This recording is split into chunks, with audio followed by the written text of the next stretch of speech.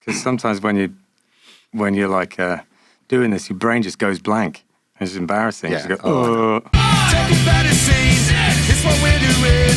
Come and check it out, it's what we're all about. 561 Music! Welcome to 561 Music. My name's Ben. And I'm Hector. Hector, how are you, mate? I'm doing good, man. I'm going to start referring to you as Hector from now on. Hector. So good, they named you twice. So, there you go. what have you been up to over the last week? We played DOS on Friday, which was bananas because there was a country concert in the amphitheater there. Yeah. And just as we were finishing up, it let out and like hundreds of people just started coming down the sidewalk and they all started dancing. And it was the guy from Florida Georgia line. I forget what his name is, but apparently all of his fans are women. Like at least 95% of them anyway. Yeah. And the gig was kind of winding down and to a close, but before it ended, a lot of people were leaving as well. And we're just right in the path of where people were leaving. Right in the pocket right there, man. Yeah, and we just ended up with this huge crowd of like people dancing. Women who'd just come from a country concert, like in like pink cowboy hats and shit. Yeah, and they were looking at us like we were like some tasty morsel or something. Like they looked hungry. They were drunk and one of our friends got some video footage of it, and it was just great. I wish that's what our fans really were. Yeah. Like a horde of women. Middle-aged women. yeah. It was fun, man. Funny. I feel like there was a load of other stuff that happened this weekend. I'm going to check because I'm drawing a blank. Yeah, we played Saturday. Yeah, so it was... Oh, right, yeah. So we played in Deerfield Beach at Anchors Away with Nina's Yard Party. Yep. And it was a good gig. I feel like... funnily enough, I'm going to play there again on November the 30th. Oh, that's funny. But it was a good gig primarily because the band that we played with, Control This, are so good. Yeah. But, you know, we promoted that thing like mad. He made all of these like reels and everything, and, you know, we were just hitting the internet. Everything was done right, and it's just no one came. No. Like it was just dead as a doornail. Not no one. There was like 8 people. Yeah, there was the people who were already at the bar, and then there was probably about 8 more people, and including a couple of people who came just to kind of say hi to me, including one of the sax player from Bomb the Algorithm. But we did get the Bomb the Algorithm shirts that night, which was pretty exciting. You did, yeah, and which Hector has a good hookup for shirts, and he got us those made, and they look great. That's one of those situations where, if you don't know, one of the bands that I play in is called Bomb the Algorithm, and we had to change the name from Bomb the Algorithm to Algorithm. I mean, from Algorithm the other way around to Bomb the Algorithm. Turned out it's a better name. Looks way better on a t-shirt. So it all worked out very well. Yeah. All right. We have Dan Bonebrake with us today. How's it going, man? It's going well, man. Thanks for having me. Oh, it's a pleasure. Now, the first question I have to ask is a stupid one. You've probably been asked 10,000 times, but I'm just curious. Is that your real last name? It is my real last name. So cool. Yeah. That would have been way cooler if, like you said, it's a nickname because I broke like 11 bones over the course of high school or something. I didn't know that people had stage names. Yeah. You know, when I started getting asked that, they were like, "Is that your real last name?" And I was like, "Yeah, why would it not be?" And you're playing out, and people are like, "Oh, I thought it was just your stage name." Yeah. Like I guess like the Ramones, and stuff like that. But it's the best. It's the best stage name ever, which has the added benefit of not being one. It's just the best. It works perfectly. Right, yes. It's I thought it was just because it's kind of spelled like it seems like a kind of like an Americanized version of like a Dutch or like a German name or something like that. It's an Austrian name, Bonebrake. Right. Yeah, okay. Yeah, so it's an Americanized version of that, yeah. Yeah, I thought that's what was going on there. Wicked. So where do you come from originally? Where were you born? I was born in Fort Lauderdale. Nice. Yeah, I was born in Fort Lauderdale, and I've lived in South Florida most of my life, but I've been, I've lived a few different places, mainly when I was in the Army and stuff, But yeah, I'm a Florida native. Actually, all my siblings, my 2 younger brothers and sister, we're all Florida natives. But yeah, nice one, man. But for some reason, I thought you might be from somewhere else. That's because so many people are in Florida, I suppose. Yeah.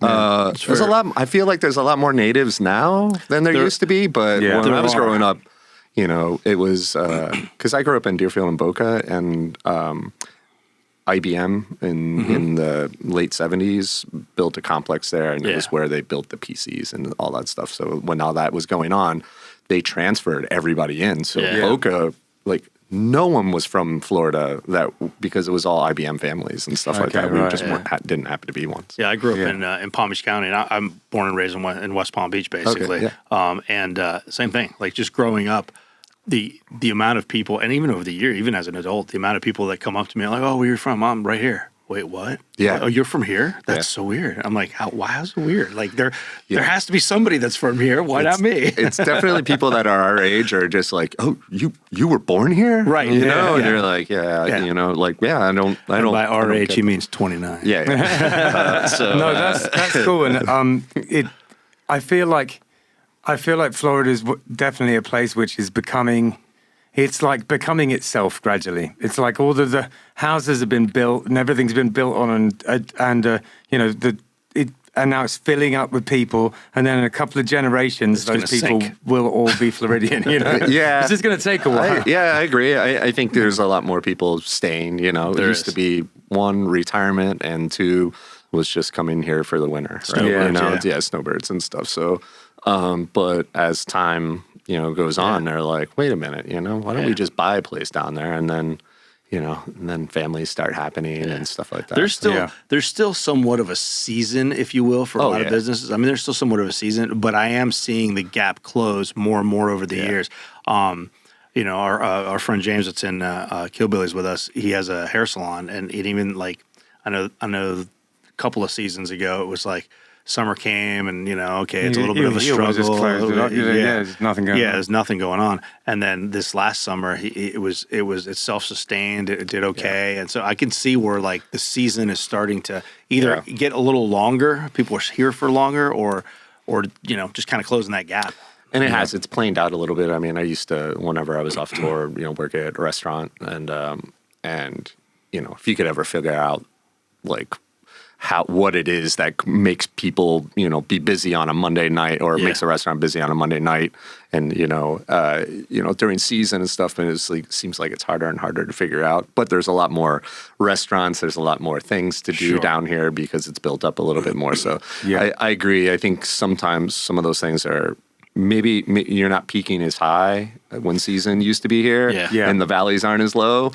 But I think if you own a business, you're probably okay with just like flatlining a little bit rather than for sure. Flatlining at a good level. Yeah, exactly. For musicians, especially if you're doing the kind of, the 3-hour gigs where you're getting paid and you rely on that money, this kind of situation is miles better because like you can work all year round here. If you don't want to have to travel, like it works great. I've noticed that it might be because Killbillies has got a lot better lately, but I've noticed that we don't struggle getting gigs in the summer anywhere near as much as we used to. We just work all the way through now.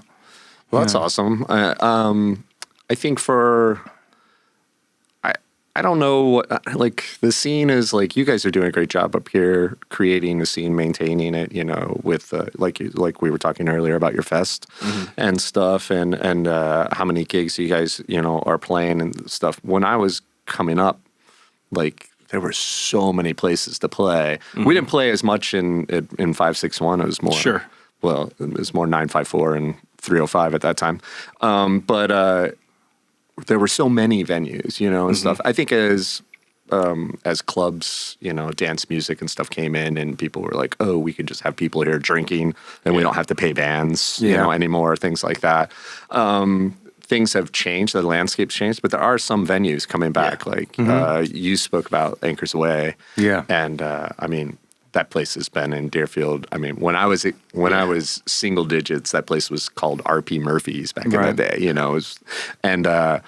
But like I've gone in there and I've seen shows where there's 10 people. I've also seen shows where I actually couldn't even get in because they were at capacity. So and capacity show happened to be like during I think it may be last winter or spring break maybe. I think maybe it was spring break, and it was just like the kids were they were there, man, like I was like, dude, it's sold out.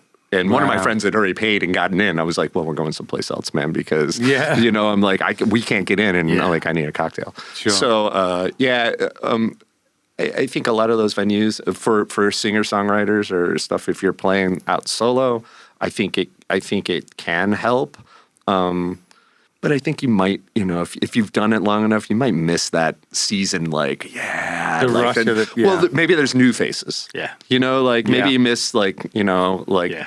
the risk of playing for new people and not the locals. you That's know? true. That's true. And it Which is the fun part about playing on tour too, right? Yeah. You know, it's like, Well, that's what I was gonna say though. Is we you know we definitely have a following locally, and we can play at various places and see a lot of the same faces that you know they'll come out and see us at different which places, is amazing. which is awesome. You know, I love that. Yeah. But like you said, the new face rush and all that stuff. So we fix that by going on tour a couple of times a year. You know, Yeah. we'll go to new places and we'll play for new people. you know? Totally. I have a I'm really interested in what you've done in terms of like as a musician throughout your career, because you played with all sorts of different people and in all sorts of different sort of capacities. And I guess the best thing we can do is start from the beginning. So when did you start playing bass? Bass. Oh, when did you start playing anything? When I was 10, I started playing trumpet. Yeah. And so that was my first instrument. I knew even before then that I wanted to play music. Yeah. And I really wanted to play guitar. Sure. And but both my parents aren't musicians at all. But Yeah. we used to. But I got interested in music, and I have a brother who's a year younger than I, and when we used to go on vacation in Michigan, we'd be there for like a month and maybe 5 weeks and stuff like that. But we were in a cabin, no telephone, no TV, and we just had record player. So we would put on records, and my dad had like 50s and 60s, maybe a little bit of 70s, but mainly we listened to 60s music. Sure. And one of them is just the Beach Boys all summer long, and we loved it. I mean, we probably wore a copy of that out for my dad. But we were always playing DJ. Yeah. But back then, when you're looking at the back of the vinyl, you'd see the Beach Boys, and they'd all have, the teen idol kind of thing, photo, Yeah. and then they'd have a little bio. Yeah. And it was always cool, and I immediately connected with Brian Wilson because I'm the oldest of four, and he's the oldest brother. Yeah. And then I saw he was playing bass, Yeah. on there, and I'm like, okay. So, but I still wanted to play guitar because my mom had taken a class, I don't know, at some community, adult, course.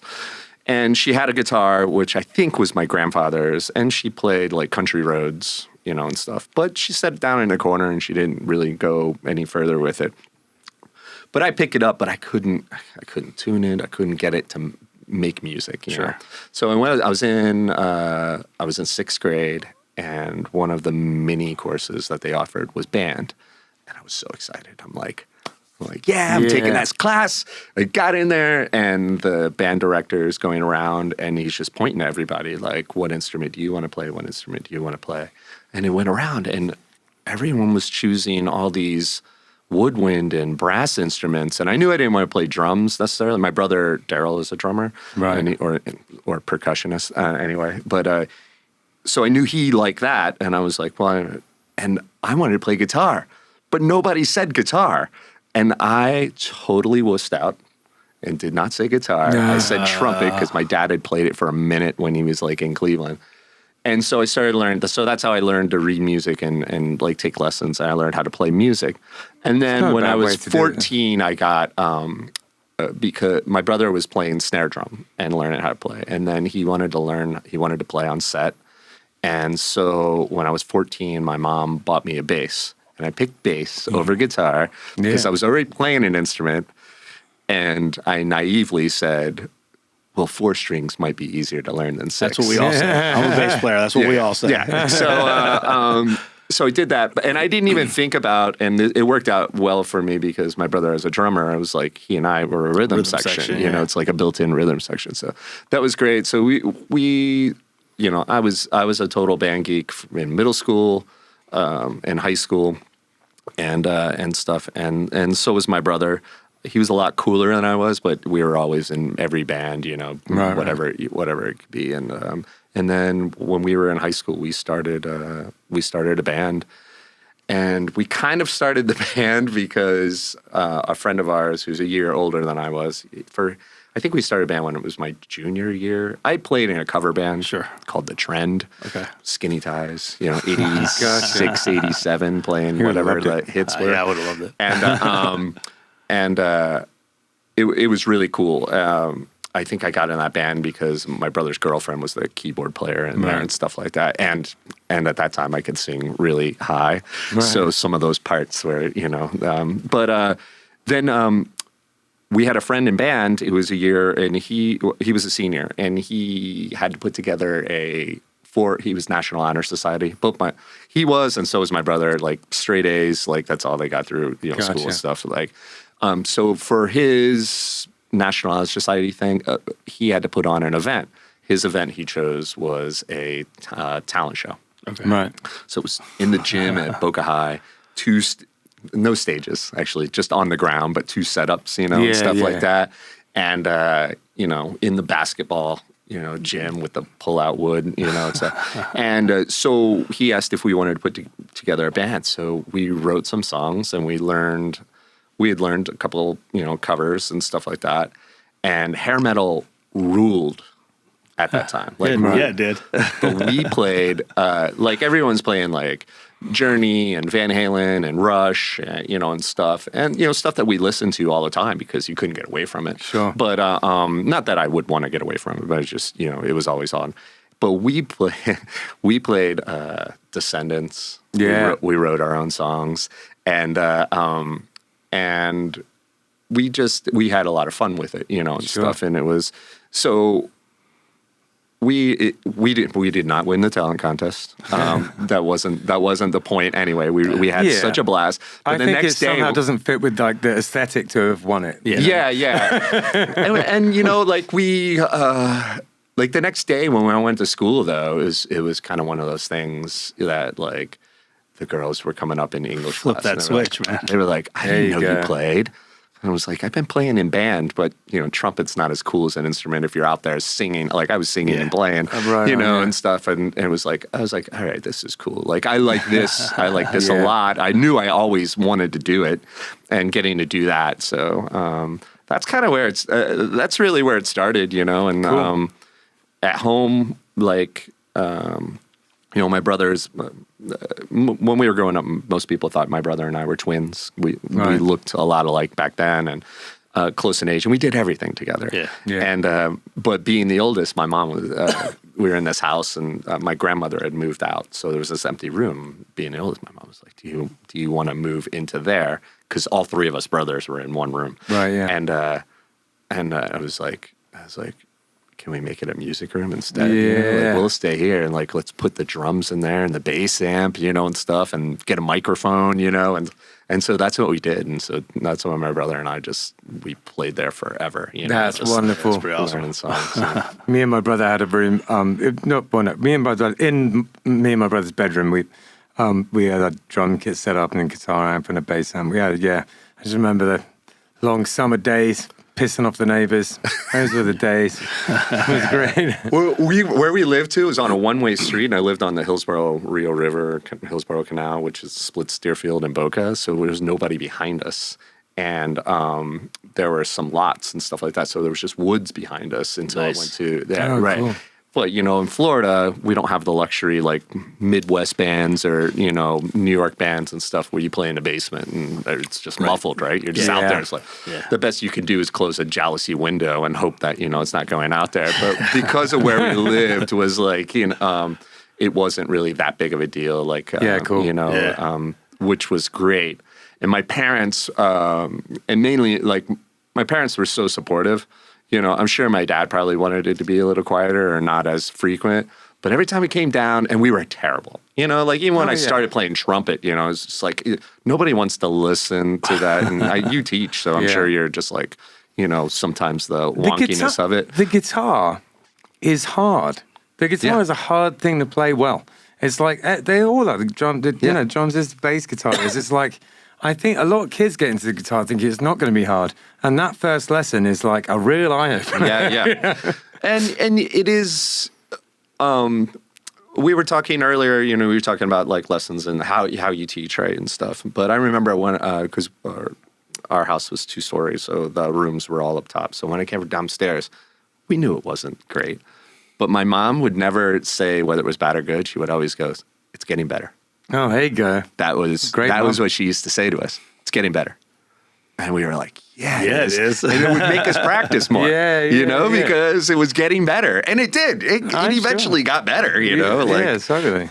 So, yeah, that was I'll never forget that. Because a lot of my friends, they didn't have that same type of support. No. They still succeeded playing as musicians, and stuff like that, but they liked when they could come over and plug in and be loud. And then we came downstairs and the parents were still happy. It was like, oh yeah, it was a much better feeling than coming down and being like, if you don't get better, you're gonna have to stop this. It was never. It was always, you're getting better. All of our practices in high school, we had to like set up in the living room when nobody was home, and then as soon as we hear a car pull into the driveway, we're like, quick breakdown. Yeah. Oh man. Yeah, we had. I got lucky. I got lucky. My parents were into that, and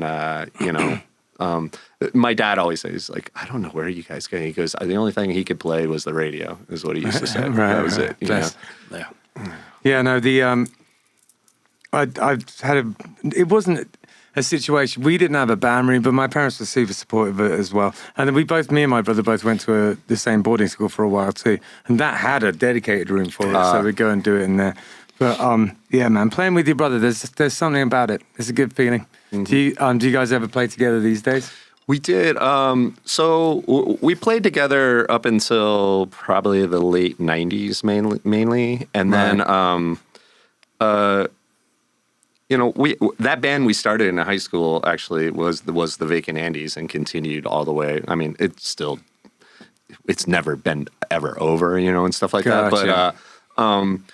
But we, maybe in the mid 90s, we signed this contract to put out a record, and stuff. And then who was it with?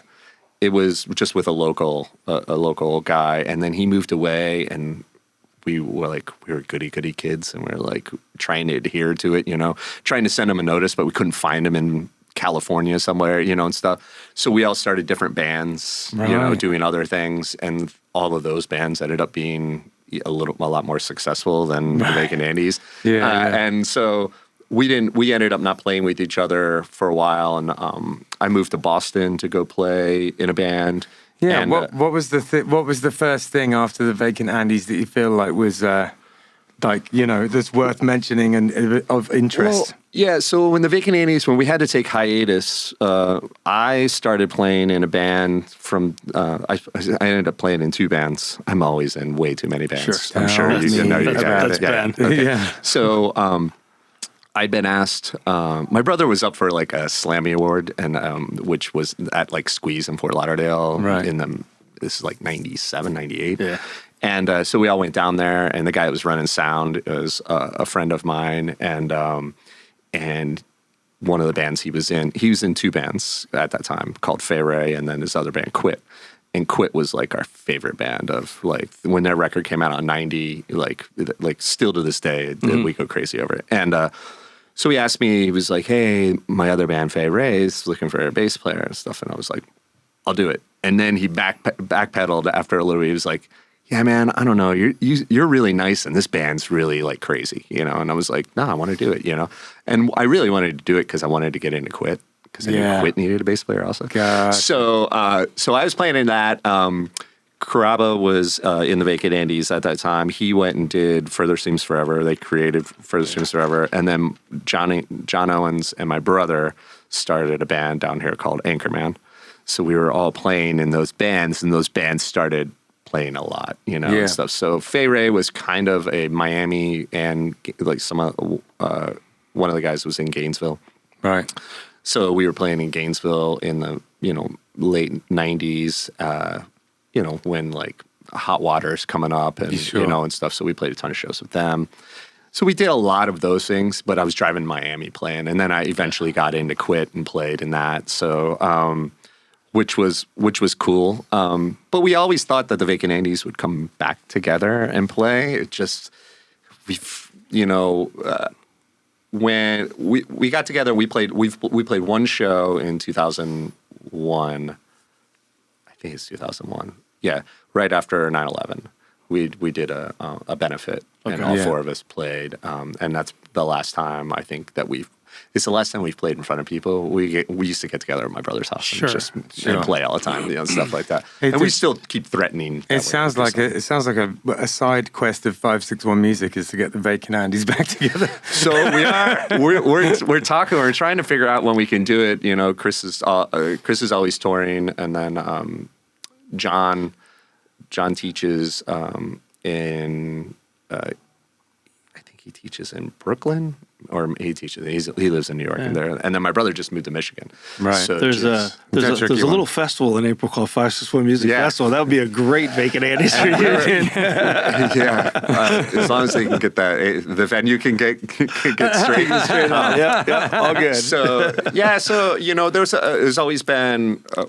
All of us were very hungry to play in bands, and since that one wasn't doing anything, and at that time, I mean. Leading up until the Vacant Andes stopped playing regularly, and we were playing once a week, mainly in Miami because the scene down in Miami was crazy. Miami, Davie, Fort Lauderdale, we were mainly playing there. We were playing up here at Respectables in Miami at that time. Huh? There was like a good rock scene in the It's a great punk scene, man. Cheers, Miami, Fort Lauderdale, Tobacco Road, and Button South down there. Yeah. There was a lot of really good places. There was down a good punk scene, and now there's just not really. There is one, but it's not that as good. I wonder why. You just think house music? Okay, let's just say that. Also, the punk scene, but alternative was the number one word, in the 90s too. Fair enough. And so. You had a lot of bands that were chasing down, you had record companies that were chasing down bands and bands that were chasing down those contracts too. And they were playing a lot and they were really good bands. Sure, there were a lot of live bands to come see and still to this day, the quality of the bands in South Florida is awesome. Yeah, absolutely. I moved to Boston in April of 2000 to go play with Quit, and because some of the guys had moved to Boston, and I moved up there, and it was such a different scene. Now, you could see, there's 200 shows happening in Boston every night. It seems like, right? But you would go watch you could see a touring act, and that local opener wasn't very good. Yeah. And you're like, how are they opening? I went and saw Jawbreaker, the Middle East or something, and it was like a local opener. Sure. I played there a couple of times. And I was just like, how did they get that gig? They're not very they didn't seem very good to me, And my friend had told me, he was like, well, in Boston you can get a gig anywhere. You just gotta go in there and put your name in there. He goes, but he's like, and then 6 months later, when that date's open, they'll call you and be like, "Hey, are you ready?" And you better hope that you have your shit together. But down here, you had to do EPKs. Right, you had to give demos, one sheets. It was ridiculously crazy down here. Yeah. In Boston, it seemed like what I was told, was like, you just gotta show up at the bar and talk to the right guy and be like, hey, I have a band. Yeah. And it's like, okay, give me your number and I'll put you in there when you can. Wow, yeah. And that band didn't even exist yet. You didn't even have to have a band, but you couldn't get away with that shit in Florida. So it's been that professional down here for a long time. Oh, so long, man. Yeah. Well, there used to be like I mentioned the Button South because I had gone to there quite a bit, and there were places like that. The Button South wasn't a huge place. I mean, it wasn't a huge place, but they would get at the time, big bands at the time, Warrant or something. They would get these hair band, Poison or whatever, these hair bands and stuff. They would get these bands in there, and it was like going to Respectables and seeing a pretty big name today, and it was cool. There were places like that down here at that time that you could go see these big names, and it was a big deal. Now there's not a lot of these places, and if you want to see a big name, you have to go to an amphitheater, you have to go to whatever. Those mid-level venues are kind of gone, right? Yes. It's we were talking about the venue that you've been discussing, like 700, like that, those size venues don't like, they're not really around, as much anymore. And when you worked hard, because playing down here, you had to really work hard and to promote yourself, and obviously there wasn't any social media, but you were flyering, but you were taking all the flyers and you were hitting up every one of those shows. And if you knew the guy, they would let you in without paying, just so you could fly around and then get out, and sometimes they would, and sometimes you pay, and sometimes you wanted to pay because who you were seeing. Yeah. But the alternative thing, like hair metal is still like, you can still go to Fort Lauderdale and catch a hair metal band, and they're gonna be amazing. Yeah. And but in that 90s time frame, from 93 really even to 98, 99, like it was insane how many bands you could see at the, I went to the Button South and you could see, like I saw the first Wilco tour there, with Jayhawk. They were opening for the Jayhawks. Ozzy at the Button South. Yeah, it was crazy. Like I saw Steve Vai, Adam Ant. I've also seen Descendants there, Marilyn Manson, and then but you had these other venues like Cheers in Miami, Tobacco Road. Sure, you had Churchill's obviously, and stuff where you cut your teeth at these venues, and once that crowd got big enough, you moved up to a different venue, and it was very much like a touring act. Yeah, which is still kind of the rules, except that the gap is bigger now. The gap is not the middle right to make that jump. You like thousands of fans now. Listen, you gotta have a whole band of people that are willing to play that same small venue. And let's call it today. Let's say Anchors Way, right? Because you can't fill Anchors. Right. Yeah. And when you do fill Anchors, it's a party. Sure. And they do it well. I mean, it'd be cool if it had a stage, but it doesn't have a stage, but whatever. It does now. Like, it does now. Oh, does it? Oh, no shit. It's not that high, but they do have a stage now. So, and, but where do you jump after that place, right? Yeah. It's like, you can get an opening slot at Revolution. You can get an opening slot at Respectables, or you can get your own gig, but you got to fill Respectables, in order to be headlining again, and stuff like that. So I feel like there were a lot of different size venues back then that helped bands get better, and when you got to open up at that larger venue, when you went from the 50 to 100 to the 300, and you were opening for somebody, you got their crowd, and exactly. Or at least, hopefully you got a handful of them that told their friends, and they're like, oh, well, let's go check that. They were good. Let's check them out next time, I have to say that whole situation with loads of bands and loads of venues comes with its own set of problems, but I'd much prefer those problems, because at least it's the problems of doing it. You know what I mean? It's like just the shrinking of it and the marginalizing of music actually played by people and things. It's kind of a shame, but I don't know. I have noticed lately though that it has been picking up. It feels like it is. It's been picking up a lot lately. Yeah, which is awesome. I mean, my bands mainly play in Gainesville, like more often than not. But and there's some of that leftover scene from, like whether it's the old punk rocker Fest. I mean, Fest is insane, Yeah. But even, you can go to Lucy's and play there, go to, what's the Atlantic now and stuff. But they even lost, they just lost High Dive. Yeah, they did. Just a few months ago. Yeah. But they're doing like we played Bo Diddley, for like they're doing local shows there and curating shows and stuff like that. So I think people are still working it really hard. I think bands are still working it really hard. Yeah. But I think sometimes it's hard to find that right size venue, Yeah. And it's hard to find that you're not repeating yourself. But I like that the bands are great, because it makes me practice more.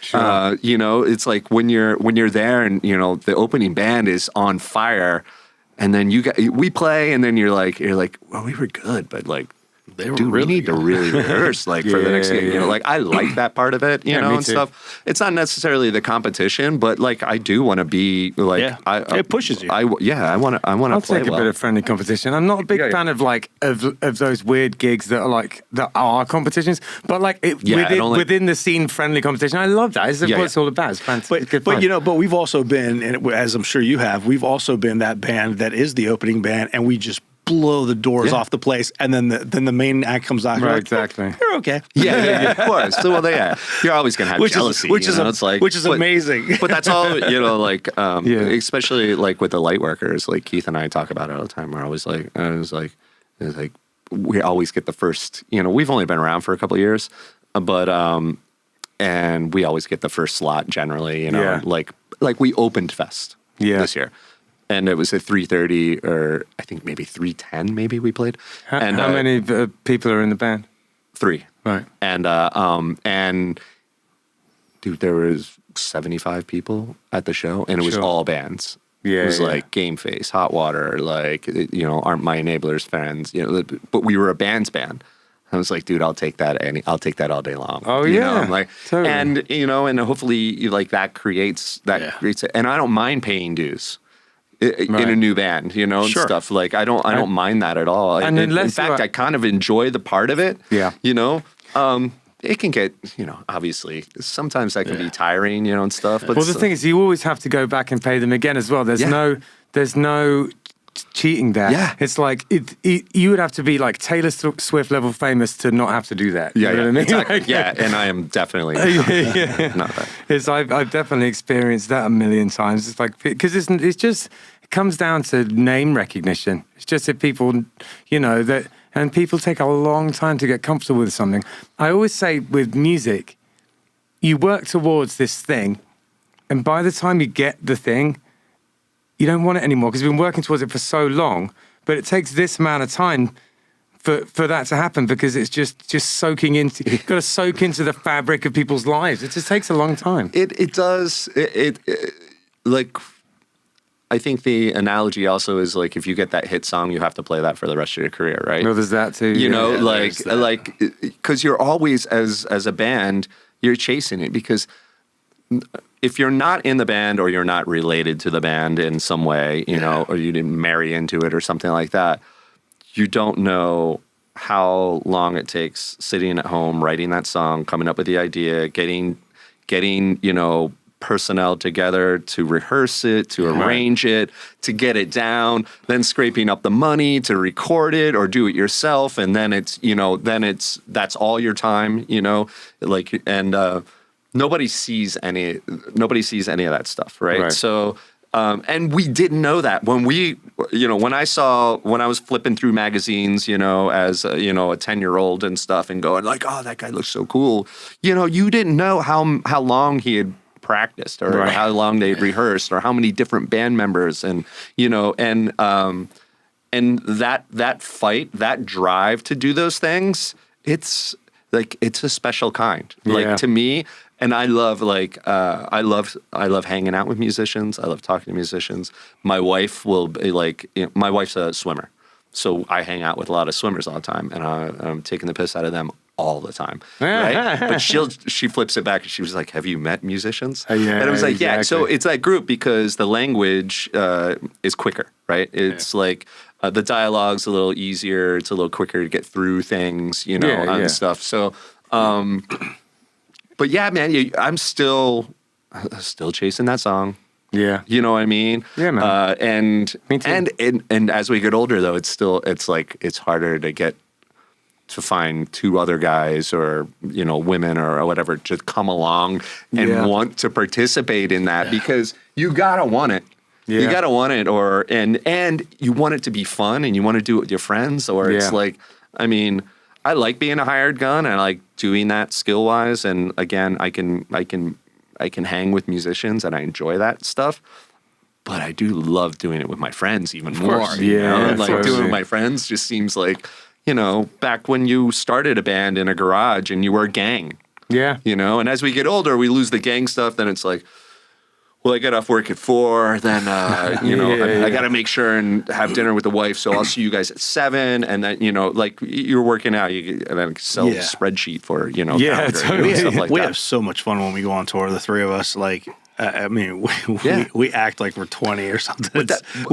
But realistically, like the first tour we did was just small, a couple of weeks, southeast, I guess we did. And we said, okay, well, this is going to be the test. The band is either going to move forward or fail at this point because we're going to spend 2 weeks in a van together, and or a truck or whatever. And man, I feel like every time we do a tour, like we just have even more fun than the last time. But isn't that also like the payoff's the gig, right? Like the gig.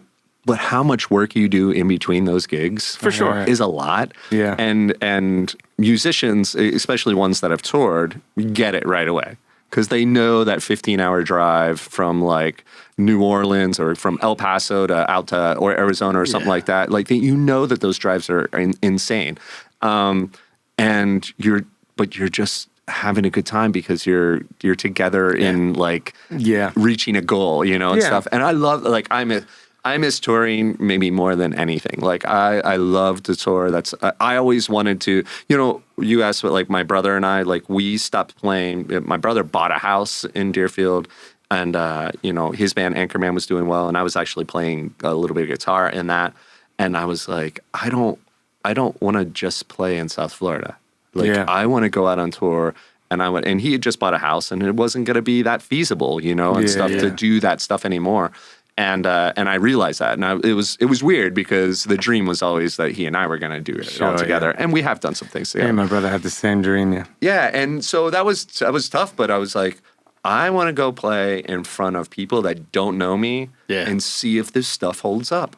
Like I want to entertain people that aren't, because my friends wouldn't lie to me normally anyway, but they enjoyed it, and stuff. But you never know. Or they're just being like, "Hey, good gig," and be like, "Good gig, dude. I broke 2 strings. I'm singing out of tune." You're like, it's you fine. have to go and prove it. Yeah, somewhere else, a long way away. But I always like that part about it. Yeah, it's always fun. It's always fun to play somewhere. Like we just played up in Atlanta. We played Dragon Con. We played a couple of like different shows while we were there, and it's always fun to play in front of people that you haven't played in front of before, and afterwards they come up and they're like, "Man, I really love all your songs, and you guys are really good." Et cetera, et cetera. It makes you better too. Something just about being away. Something about like being away and together. It locks you in. You're out of your comfort too. Yeah. But the hardest part, and in that particular instance, not so much because it was kind of a captive audience, but the hardest part is getting those people to come out in the first place to hear you. To then like you. Yeah. I know, and I'm going to be facing that again on November 30th when I once again try and figure out how to get people to come to a punk show that I'm playing at Anchors Away. But we'll figure it out. Yeah, it's a tough deal, but I like the co-op part with venues. Like I was listening to you talk about like your fest, your 561 Fest and stuff, and how you got to work with you're trying to work with vendors and you're trying to work with venues and stuff. Yeah.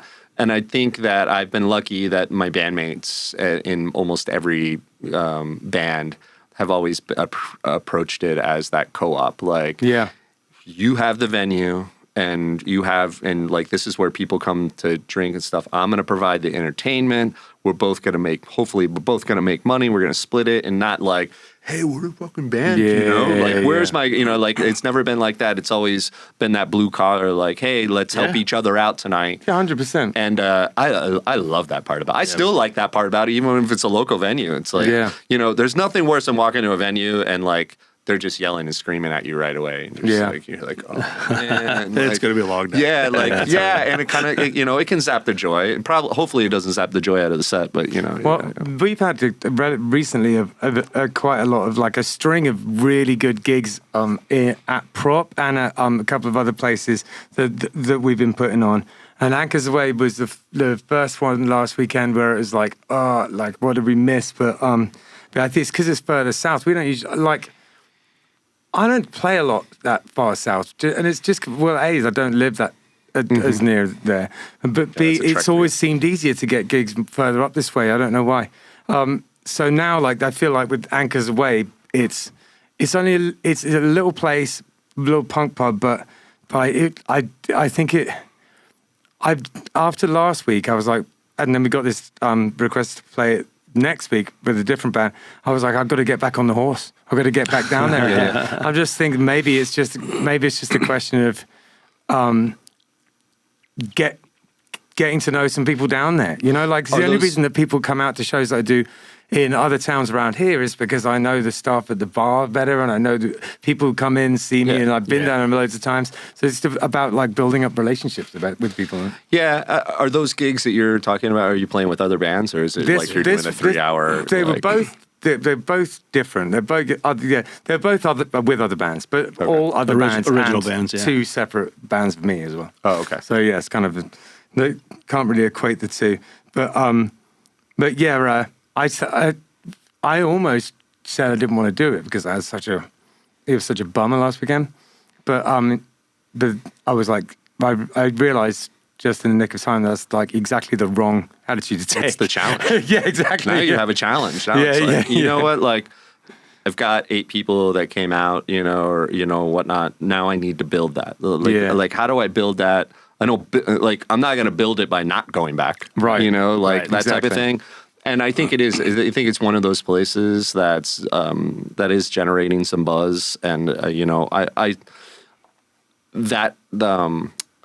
think a lot of the bands that are playing there are I don't know of, and it's probably just because I'm too old to know who they are right now.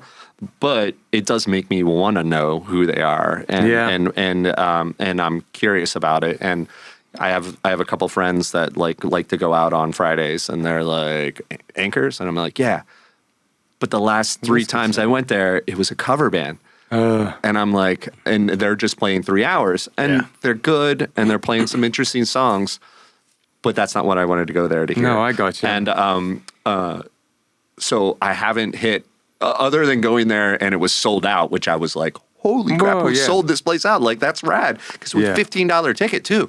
And I was like, selling it out for $15 a piece. I was like, this place is generating some money and some buzz. So, that makes but I like that you're like, oh yeah, I'm bummed. But now it's like, now it's a challenge. Like, now I'm like, how do we make it better? How do we make it work? You know? Where do we make that connection? Right, you know? exactly. And now I've met the guy who runs it. So now I can call them and talk to them and find out if they're doing anything their end, how we can help. You know, it'd be a wasted opportunity to play there once, have a bad time, and never go back. It's like I should do the exact opposite. You know. So, are there any bands like for the casual listener who's kind of found themselves listening to this just because they follow 561 music? Is there any? Have you played with any bands that people might? Do you play with Dashboard Comfessional for a while? Yeah. I played. I'm the original bass player for Dashboard. Interesting. So I moved to. So Chris and I, like I told you, Vacant Annie's, like he was off doing Further, and then Further was doing well, but there was a little bit of infighting, you know, between if you've been around those guys, they bust each other's balls more than anybody I think I've ever seen. Right. Chris was writing some songs on his own, and he'd written some songs, and I knew about them, but I'd moved, and we used to all live together. Vacant Annie's used to all live together. So when I was in Boston, I was working like 2 jobs there, practicing. We quit, but we weren't really doing anything. And he called me. He said, listen, I'm going out I have 2 months of tour booked for Dashboard. And I had already heard the solo stuff, you know, and everything. And when Swiss Army Romance came out, I probably got to hear it first. And he was finally paying rent selling those CDs, you know. And that was before anybody knew. And I was like, dude, that's just... Like, that was all we all wanted to do. Yeah, that was awesome. it. Yeah. Paying rent, playing music was just like, it was like, dude, I made it. You know, so I was in Boston, and he called me and he said, hey, I'm getting in a van. I have 2 months of tour. Can you, would you be interested in coming along with me? And it was just really to drive the van and stuff. And because we're great friends and we knew we could get along with each other. Sure. And I said, well, I probably can't do 2 months, but I can do the first month. But in 30 days, I have to be back here to Boston to play TT the Bears. Would quit. Yeah. So we did 30 days. We had a blast. Came back to TT the Bears. Chris tried to get play on stage, asked the venue if he could play when the doors opened, but before the opener, Right. like just while the doors were open, and just to get, and he was doing that all the time. Interesting. And like anywhere, he just wanted to be heard and get the music out there. And they told him no. I'll never forget that. I was like, you guys are gonna regret this probably eventually. But so I played the show at Quit, and then the two guitar players in Quit, they had jobs and everything, and one was married, one was I think engaged maybe at the time, and I had told them because I played. Like I told you before, I played in Quit and Fay Ray. Yeah. And when I moved up to Boston, a month after I moved to Boston, Quit and Fay Ray both went on tour. And Fay Ray had a record out on No Idea from Gainesville. Yeah. And I was like, well, if we're going to make a go Quit, we need to pick these songs and release an EP, and stuff like that. And they didn't really do any of that. They were like, well, we're thinking maybe about moving some other place. They were like, I don't know whether it was Minneapolis or LA or something like that. And I was like, dude, I just moved to Boston, like to do this, So I was like, okay, well, I'm going to go finish out the tour with Dashboard with Chris until the end of the year. And so the next morning I got in the van with Chris and I never went back to Boston. At the time, it just kept going. It kept getting bigger and bigger. And the biggest problem we were having on tour with Dashboard at that time is the first 3 days, Chris had 150 CDs.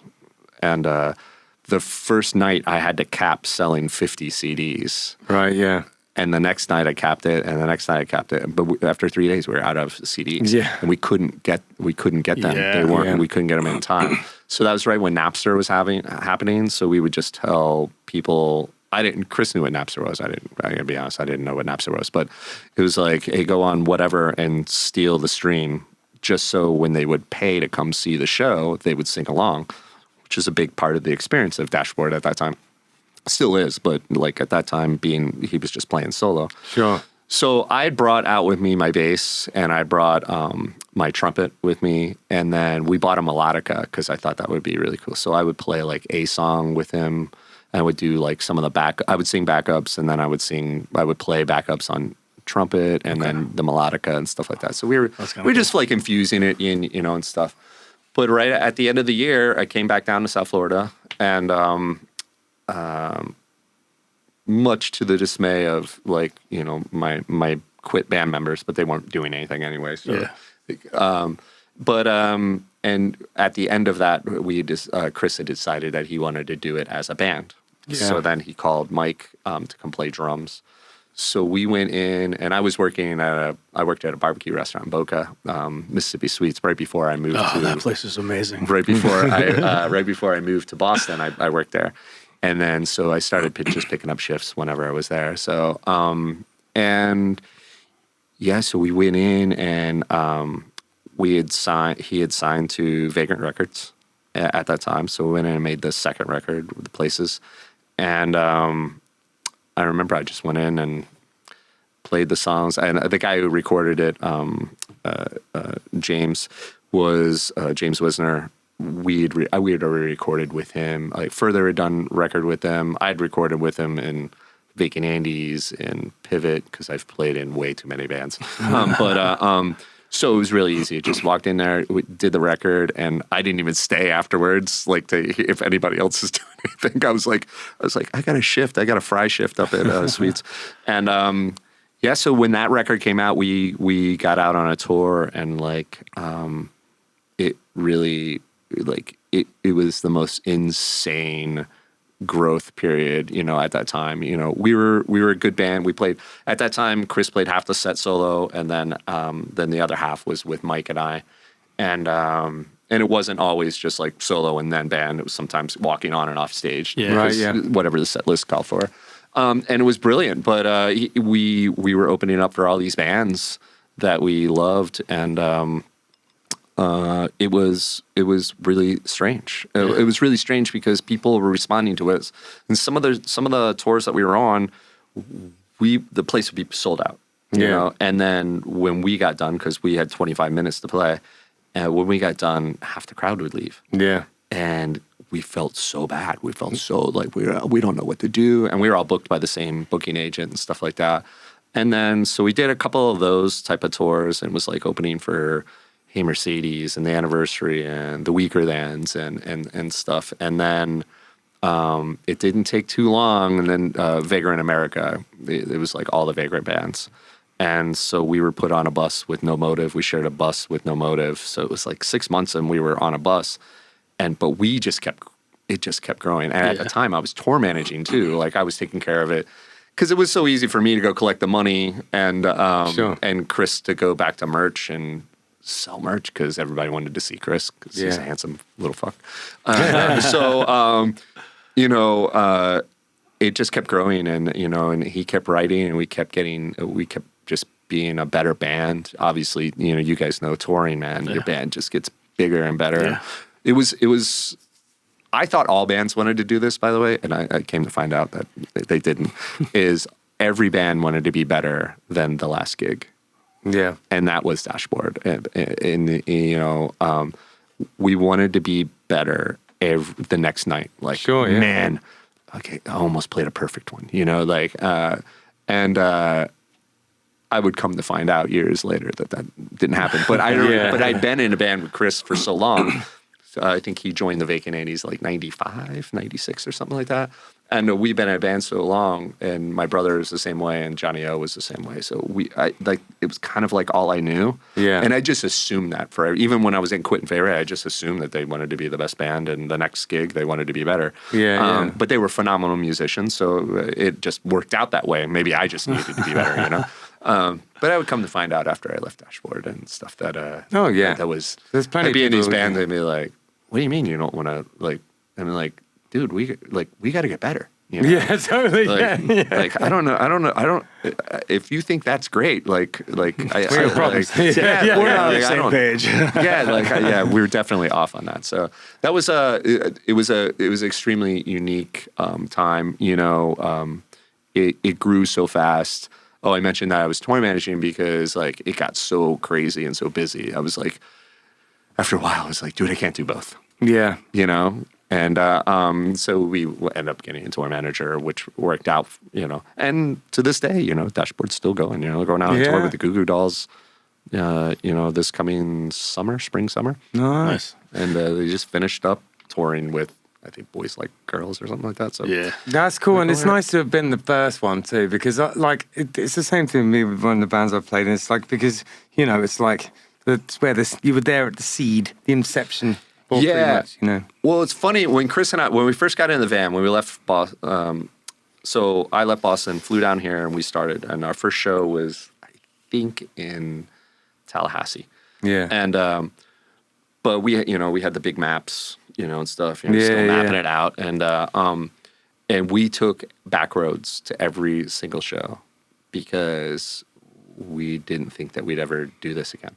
Yeah. So for those 2 months, like we took every back road to see everything. I mean, like even when we were out west, like we drove through the Navajo Nation, and stuff. Like we drove through Zion National Park. Yeah. Like we were trying to see as much of the U.S. because we didn't think that like we have this chance now, but it may never ever come again. And he's been doing it now. I mean, now it's 23, 24 years now. Yeah. So 25 next year. So that's like, so it's been 25 years of Swiss Army. So he would, and it's insane to think about it because like, you'd look on the map and be like, well, I don't want to take 95, so that you'd go, you're like, let's just go up this road. It looks cool. And we would write it on a Post-it and put it on the van dash because one of us had to sleep every once in a while, and stuff. And that was how we navigated through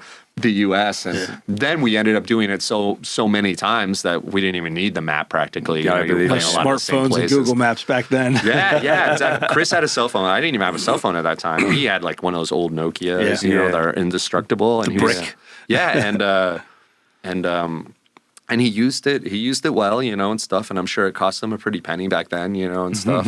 I remember. I think I was in Dashboard for almost a year or more before I even got a cell phone. And a friend of mine who lives in LA was like we're going to get you a cell phone right now. We were playing El Rey, and there was a Verizon place across the way. He was like, we're going now. That's He's funny. like, you have money to buy a cell phone. And I was like, okay, so. Yeah. I love it. All right, so we're going to listen to some music, and we'll be right back. Sound good? Awesome.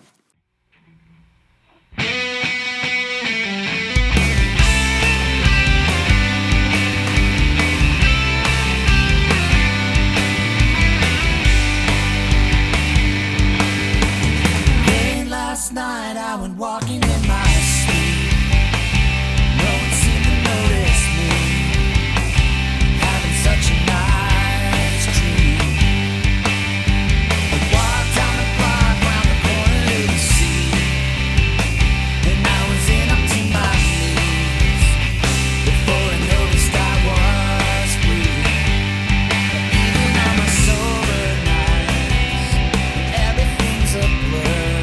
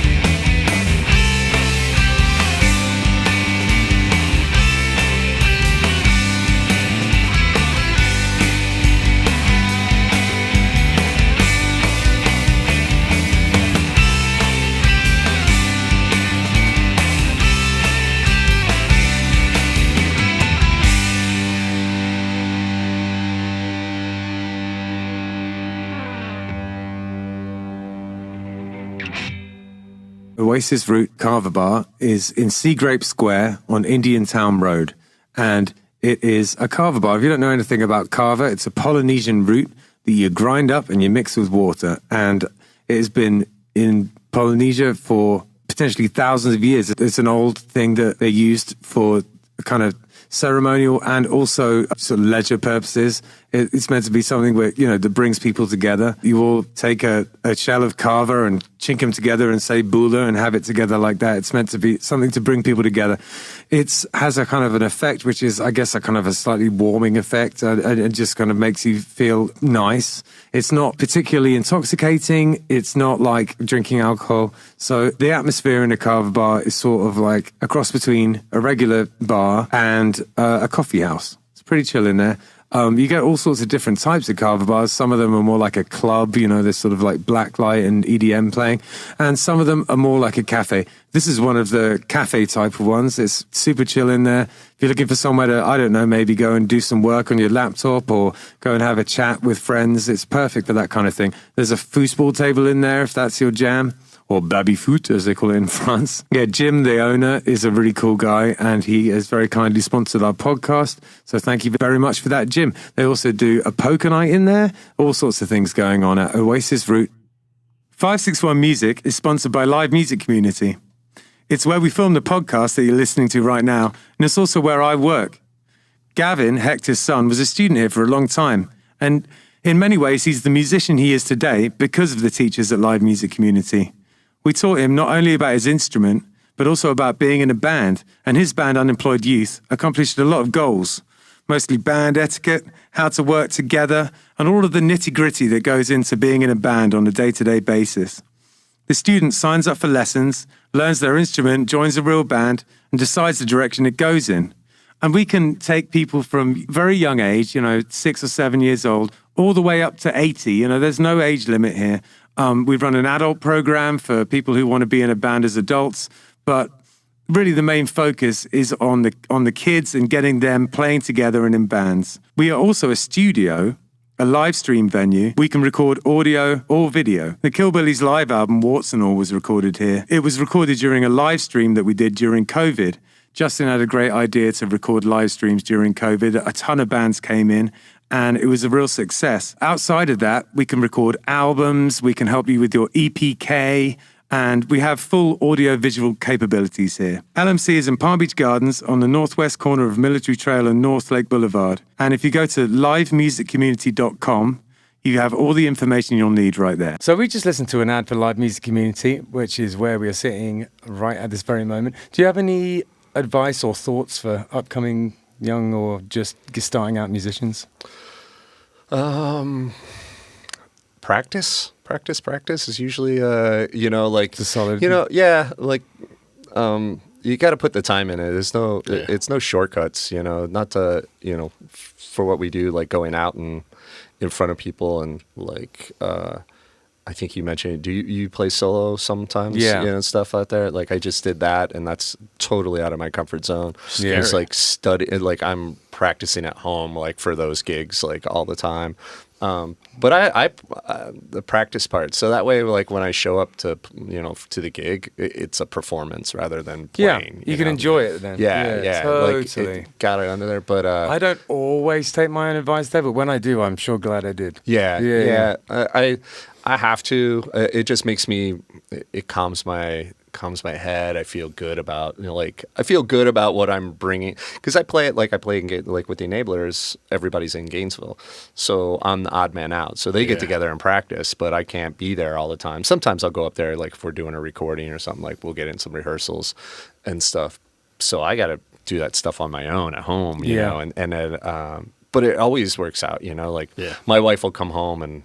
If nobody's at home, I got the 810 going, the PA going, like I'm like playing along to whatever I need to learn, and then I'm playing along to Rush and All and whatever I'm let's play these songs, and stuff, and like, or Keith will come over like for rehearsal, and when he shows up at the house, I'm just like blaring, But it's fun, and you know what I find that like if I don't practice, I get grumpy. So my wife would be like, "What is wrong with you? You know what? Just get in there and go play." Yeah, man. Because life gets in the way, and it's like, and I get in there, I'm like, "Oh yeah, this like makes me feel good too, and it's better for the band or for me or whatever." Yeah, for sure. There's really no downsides to practicing. If you get into a routine with it, it's something you look forward to. That's just something that I try and instill in my students. That they've got that if anything's going to happen with it, they got to. And some kids will do anything not to. They just don't. They can't. They see it as homework, and you got to get past that if you're gonna make it work for you. Some adults too. Exactly. Just saying. That's true. No doubt about that. Right now, what's going on with you, like in terms of what do you want people to know about your music, like right at this moment in time? Right now, I'm playing. I just did fest with the Lightworkers and Enablers. That was awesome. I hope that the Enablers have been around for 20 years. Yeah. But the Lightworkers, that was our first fest, so hopefully we'll get asked back to, hopefully Tony will ask us to come back and do that, because that was really a great time. We're looking to maybe hook up with some of the bands that we met at Fest and maybe do something in California. Nice. Hopefully with this band, Low Coast, if we can make the numbers work. We'd love to do something like that. I got the Fest in my sights. No, yeah, I'm good. We had several friends that played it this year, and now we're like next year. You got to do it. So. So with the Lightworkers, coming up December 7th, I'm playing with Corey Elba. It's her CD release party at Poorhouse. The Lightworkers are opening that, so I got double duty going on that night.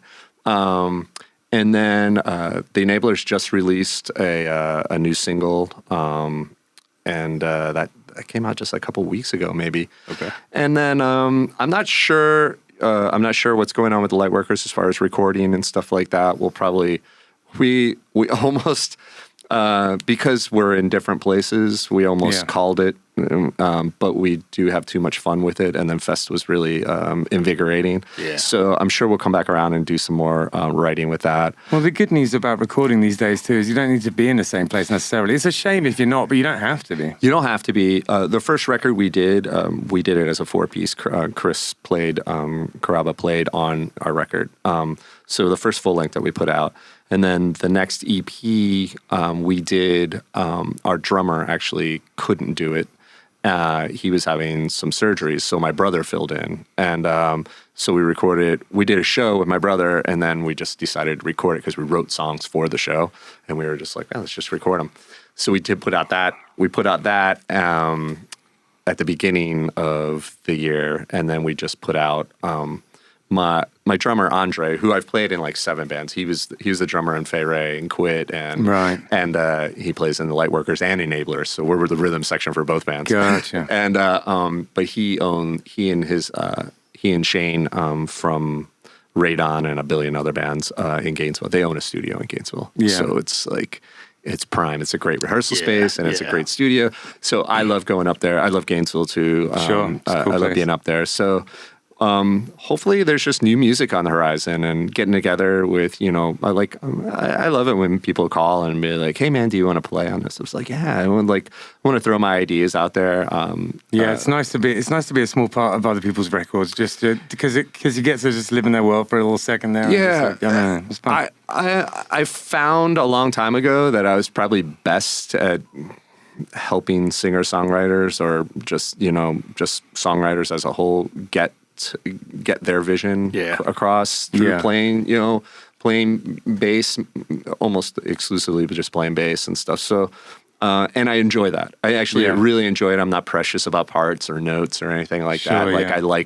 I throw out, like whenever I recorded with John Ralston, like at first I was always going in playing like kind of not too many notes and stuff, but he wants like as many notes as I can play, and then let's pull it back. Right. Then let's strip it off, and so I was like, okay, cool.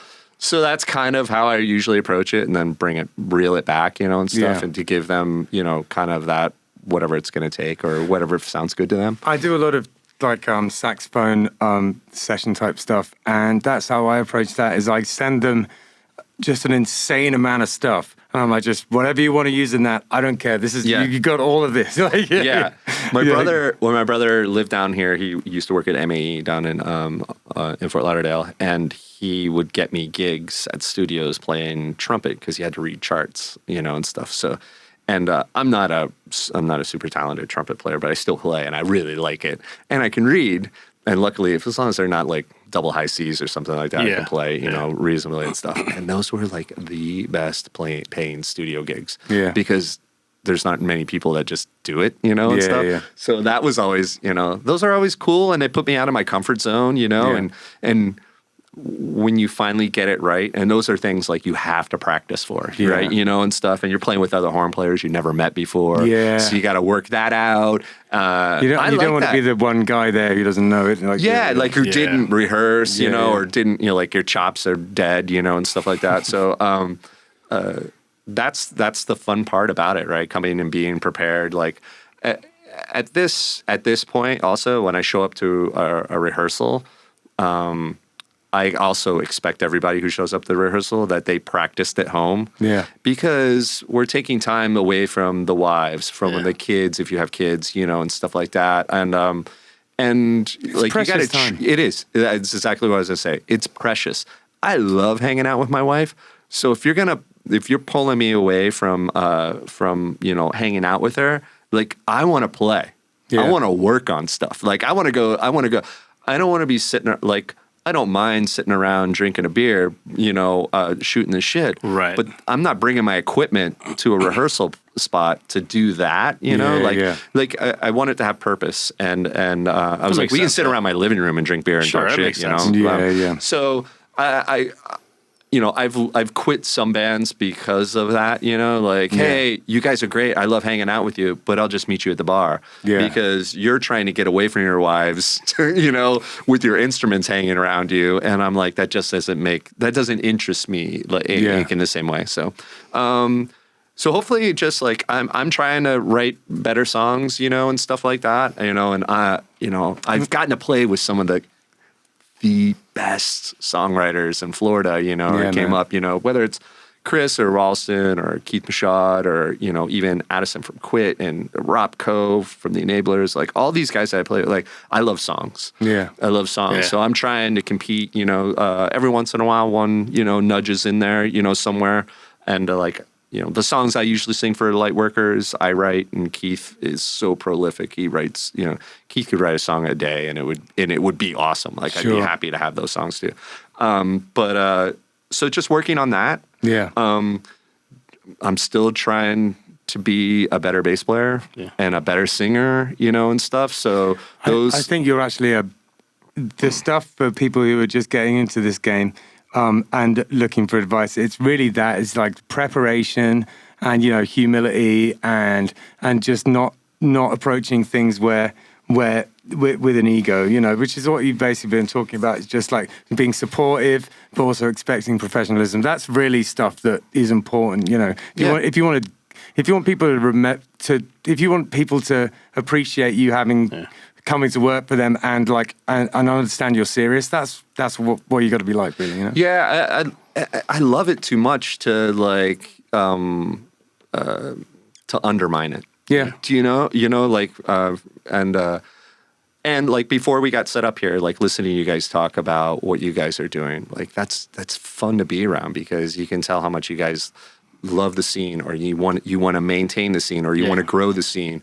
And all of that takes so much effort, and you have families, and then you have bands, and you know, or multiple bands, like you know, and when you have all of those things, like you've really you've got to care, and eventually the payoff is the playing is the gig, right? Is you get to play the gig and you get to enjoy this thing that you worked so hard for, and you put so much effort into, you know, like, you know, I don't know when you picked up an instrument, but like I've been rehearsing for these bass gigs since I was 14. Yeah. That's 40 years this coming year. Yeah. So like, you know, I'm getting close to maybe getting it right. You know what I mean? But I've been extremely lucky, right? I've been really lucky. And I think because I care about it, I get to play with some really great songwriters, or I get asked to do that. Yeah. And I love that. I don't take that for granted at all. I'm so lucky. Lucky. Yeah. But I'm going to continue to work hard so I can continue to be lucky, you know, with those things, because I enjoy it, you know, and I still want it. Yeah. I still want it, man. I just couldn't think. I couldn't think of a more perfect time to end this. You're just the most. If you're getting into music, be like this guy. That's the attitude you need. That's the attitude you need to take it somewhere. It's really been an absolute pleasure to interview you, mate. It's been great. Thanks so much for having me, and thanks, Ricky. Absolutely. Thanks to Ricky. Absolutely, you know, nice one, Ricky. I'm definitely going to text him when I'm done with here to thank him. But if you guys see him, just give him my best. No, we will. That was really cool. See him tomorrow, actually. Okay. Yeah, exactly. Yeah. Noon tomorrow. I'll see him then. But the other thing I was going to say is, before we sign this thing off, do you want to say anything? I do. You know, those of you that don't know, we are doing the 4th annual 561 Music Festival, and that is going to be on April 5th. Details will come as we lock things in. But today, it was today. Yeah, today. Yeah. Today we officially released the form, the sign-up form. So if you have a band, it's a little bit different this year. In the past, we've done it where we picked bands out of bands that have been on the podcast. So that's just kind of how we did it in the past. We always felt like there were bands that, oh man, that would have been a great band to have, but they weren't on the podcast, and now they're not eligible, and blah, blah, blah, and whatever. But it occurred to us that we wrote these rules. so Yeah. we can change them. Exactly. And so we did this year. What we're doing this year is a little bit different. There's a submission form. Whether you've been on the podcast, whether you haven't been on the podcast, whether you just barely have heard of the podcast, if you come across the forum, you have a band, you're in South Florida. It's 561 Music Festival, but basically it's South Florida. If you're in South Florida, Treasure Coast, whatever, anywhere in this area, submit your band. Yeah. Submit them. Whether you think you're at that level or not, submit. Yeah. It's going to be hard because there's going to be a few of us as a group that we're going to select the bands. My guess is that because we're doing it this way, we're probably going to get 100 or more submissions, and we're picking 20 bands. Yeah. So it's going to be hard. But submit, because that's the beauty of this. We're hoping to find some gems that we have never even heard of. And I think actually that the reason that Hector very wisely said we were going to do it with a committee is we're really just going off the strength of the submissions.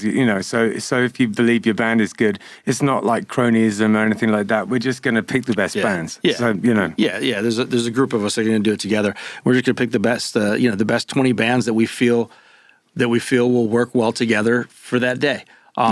And genre doesn't matter. We've had bluegrass bands, we've had blues bands, we've had rock bands, we've had metal bands, we've had folk bands, we've had you name it. We've had. If you're a rapper and you got an act, whatever. genre. Which actually we did have a rapper send something in today. Yeah. But genre doesn't matter. In fact, that's what I love about our festival. It's all local musicians, and it's a little bit of everything, so everybody has something to enjoy. Submit. You have until December 20th to submit, and then we're going to go through all the applications, and I believe second week of January, we're going to notify the 20 people that are going to play, and it'll be the usual 2 stages, 20 bands. It's going to be fun. It's going to be a good time. Fun. Yeah. Yeah, all things going to plan. It's going to be, right in the middle of Palm Beach County, and it's going to be the same deal. The two things we'll tell you guys where it's going to be very shortly. Yeah. We'll get all the details locked in and everything, but just know it's the same scenario as other years. Two stages, food, whether it's food trucks or food kitchen or whatever. There'll be a bar, etc. And then, tickets will go on sale as soon as we announce the bands. Yeah. All right. Dan, thanks so much for coming. You're a great guest. Me. We really appreciate it. Yeah, and awesome. I was just transfixed. Now we got to get our gig together, our bands. For sure. Hell yeah. For sure. Maybe we should do an Anchors Away one that way. Yeah, there you go. We haven't played there yet. So. Okay. All right. Well, you know what? I would be all about that. And I'm going to go through all the bands you're telling me to listen to on the way home in the car. I might end up having to do a few laps. Yeah, exactly. He's circling the house.